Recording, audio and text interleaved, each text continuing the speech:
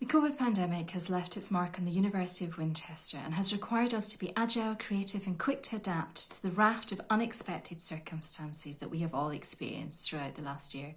At Winchester, our students are the lifeblood of the institution, and the health and well-being of our students have been central to our response to the challenges the pandemic presented. Student services staff have found creative ways to deliver mental well-being and other specialist disability and advice support at a distance. We've had to think outside the box as to how to provide mental wellbeing support for students outside the UK.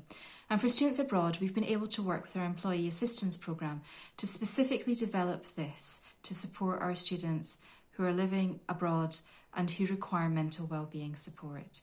This has been a critical development for us to ensure that that cohort still access specialist support that they may need. We've also been able to offer unprecedented amounts of financial support to our students throughout this year. We particularly wanted to seek ways to support student parents, as we are very aware that many were really struggling with balancing childcare, homeschooling alongside the demands of university work. Many have often lost work or been furloughed, and therefore, where their income was diminishing, their expenditure was rising. The levels of need of this particular cohort have been very high, and we have been so pleased to be able to offer them meaningful, substantial financial support. And students have shared with us how important that funding has been. One recipient wrote to us saying, "Thank you ever so much for such a generous bursary. It will make a huge difference for us as a family, allowing us to get back on track, and has taken a huge weight off." But financial support is only one aspect of what we have been able to provide. We've also been keen to work to ensure that whilst our students may be remote from us, they are not isolated from us. As an institution, we have pulled together interdepartmentally to provide support and touch points for our students to minimise isolation, provide ways of boosting well-being, and create a sense of community.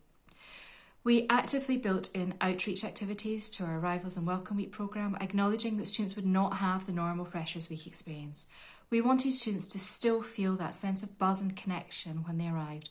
And one way we did this was through an on-campus music fest, where some of our student music groups were able to play in COVID-secure ways at key points on the campus. And these were also live streamed for people to access at a distance. This really lifted spirits during the week and was a precursor to some excellent ongoing remote community building that has been led by our music centre. For example, they've hosted weekly cuppa and a chat sessions that have brought students together in an informal way and built and maintained a sense of community. They've also created an excellent bunch of musical recordings which have raised thousands of pounds for a local charity supporting homeless people in our city.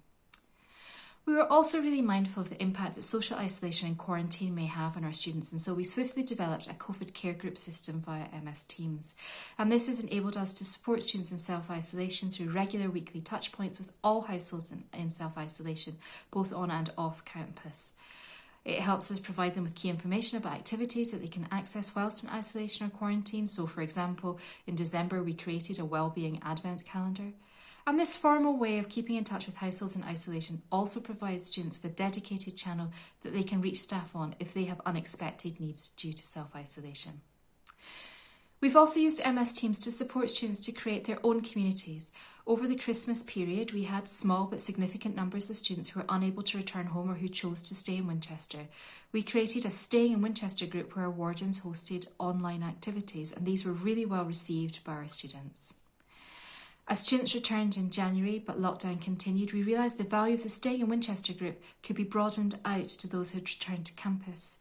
And so we brought on board peer supporters to continue to create a sense of community. Students choose to join the group and they're encouraged to post and share with their peers activities and opportunities.